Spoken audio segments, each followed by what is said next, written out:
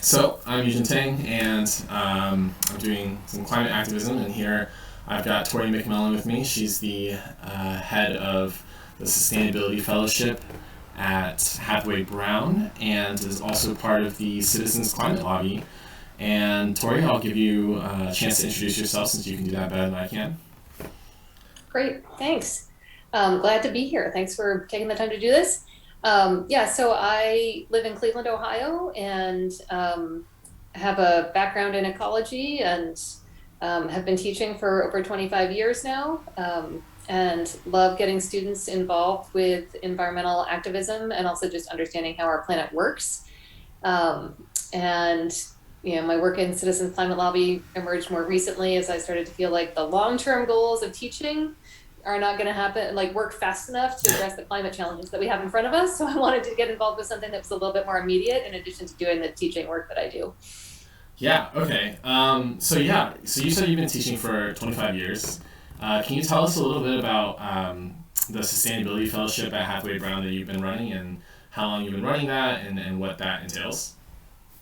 Yeah, I've been in Hathaway Brown, which is an independent girls' school in Cleveland, Okay. for this is my 11th year now teaching Okay. there. I am actually an alum of the school as well, so I spent Oh, 14 cool. years of my childhood wandering the halls and learning from the great teachers there.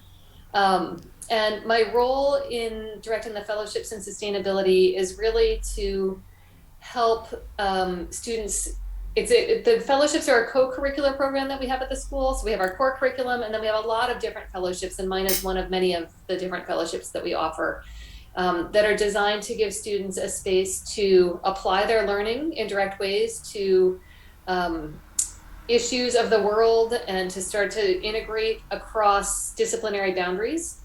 Okay. Um, I often work with other fellowship directors, for example, the fellowships in business and finance or global citizenship or equity in action, like all of those we play in a space together because these things exist in overlap, right? Right. They're intersectional. That's the word I was looking for. The intersection. And so in that role, I mostly work with the high schoolers, and I teach classes, project-based class in sustainability, that alternates years between institutional change making and political action for sustainability.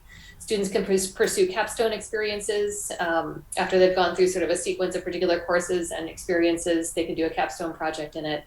And then I do work with some of our younger students, mostly through their classroom teachers, um, trying to get kids outside, building a relationship with the natural world, and helping them sort of explore some of those things. So I teach like a middle school class on nature journaling, and I work with the fourth graders in our bird sanctuary. I run green team clubs in all three levels, so primary school, middle school, and upper school. I'll have green team clubs that I'm a faculty advisor for. So that's sort of the short version of what I do at Hathaway Brown. Okay. Oh, that's very cool. Can you talk a little bit about these green team clubs, actually? Yeah, so each of them is age appropriate. So the youngest students, we do things like filling bird feeders and growing hydroponic vegetables in our tower gardens, right? Things that again get them active but connected to the natural world. In the middle school, they pick projects that they want to like work on to help the school improve our sustainability um, actions, and then also do like little mini presentations for their peers in morning meeting and things like that. So right now, for example, they are working on redesigning the lids to our big recycling stations and composting stations in the dining hall, which have, how recycling has changed recently. Oh. Well, not so recently, but the lids are labeled incorrectly and they were done with Oh. engraving and they were kind of fancy. So they're actually working with me and um, the woman who runs our makerspace, Uh-huh. and they're actually going to remove the professionally made lids and create new tops to these whole bins and have them properly labeled and all of that. So we do fun projects like that. That And then sounds in the cool. upper school, I'm much more of a faculty advisor. I let the students run the program, and Oh. they're just getting up and running this year. But things that they're looking at are working on the composting system in the upper school. They're interested in some political action, um, and I have a couple of students who are some of my sustainability fellows that are pursuing that capstone experience that I mentioned, Yeah. who are trying to recruit some of our upper school green team members to do the Real Food Challenge, which is a university level challenge to try to analyze your food purchasing, um, in the school to see if it meets the real food standards, which are things like, is it ecologically sound production? Is it humane animal conditions? Are the workers fairly treated? And I'm forgetting the last one right now, but there are four sort of criteria that they evaluate on. So they're actually going to be looking at all the data coming out of our dining hall purchasing to try to evaluate our food purchasing and then push the school to try to allocate more funds to purchasing what is considered real food.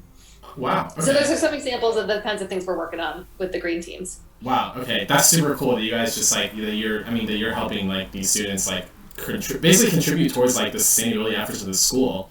So that's pretty awesome.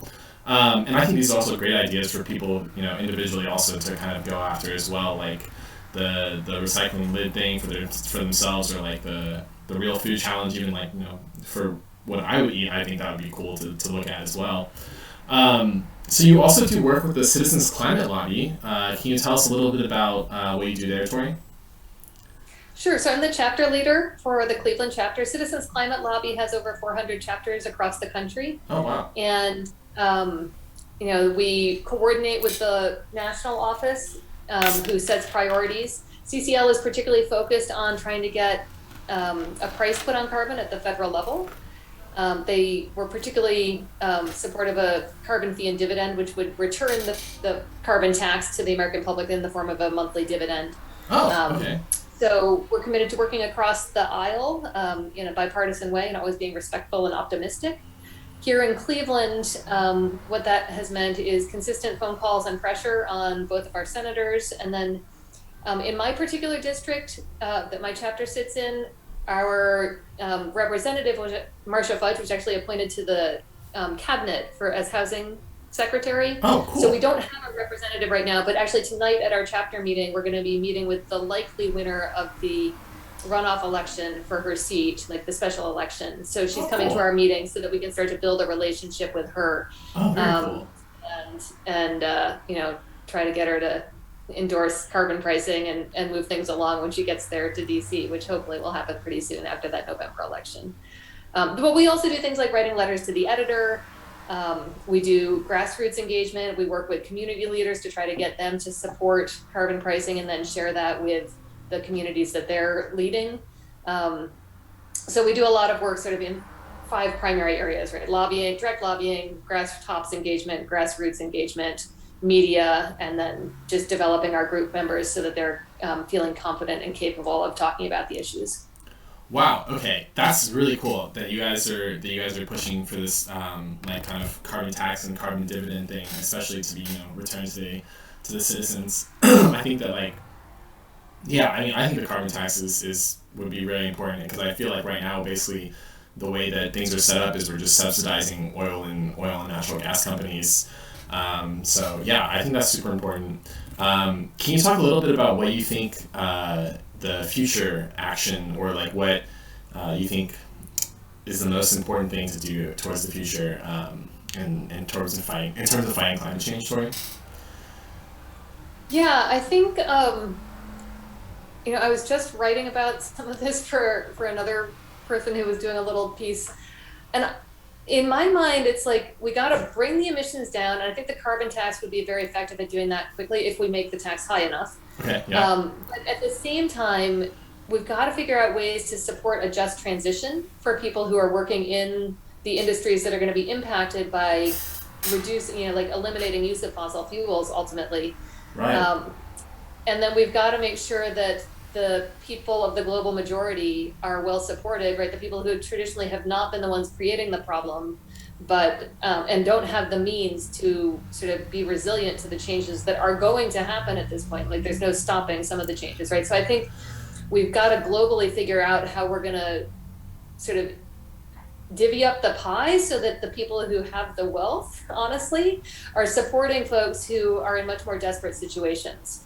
So I think there's a huge environmental justice piece to this that we've got to figure out somehow.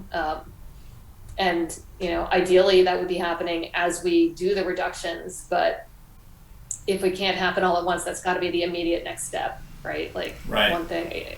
Yeah. Yeah. Wow. Yeah. I mean, I love that you're clearly very educated on this topic, and you have this great amount of empathy for the people who are going to be affected, and I think that's really great. Okay, wow. So one thing that people could take away from our interview, that either they could do or they could support, what do you think that would be, Tori?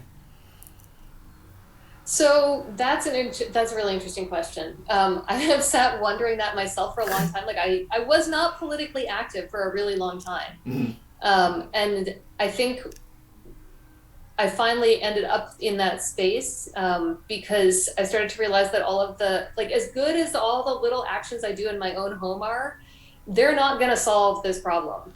Right. And so I Right. guess the one thing that I would suggest that people do is get politically active Get politically and put active. the pressure on the people who have control of the like policies and purse strings on a national and international level because it's such a big problem. Like it has to happen, changes have to happen at a system level. Mhm. And those system level changes can happen with pressure from our own wallets, right? In terms of like who we buy from and what we support, but it's not going to happen exclusively through that. Like Right. we've got to pressure corporations through our wallets and our politicians through our votes and through our calls and emails and contacts with them to do something different than what we're doing right now. Yeah. Okay. Yeah, I think that that makes sense. This is the second time I've heard, or maybe it's the third time I've heard someone talk about how political activism is probably going to be the biggest, step that people can take towards this. So, yeah. Okay. Thanks very much for this interview, Tori, and yeah, have a good day. It was a pleasure. Thanks.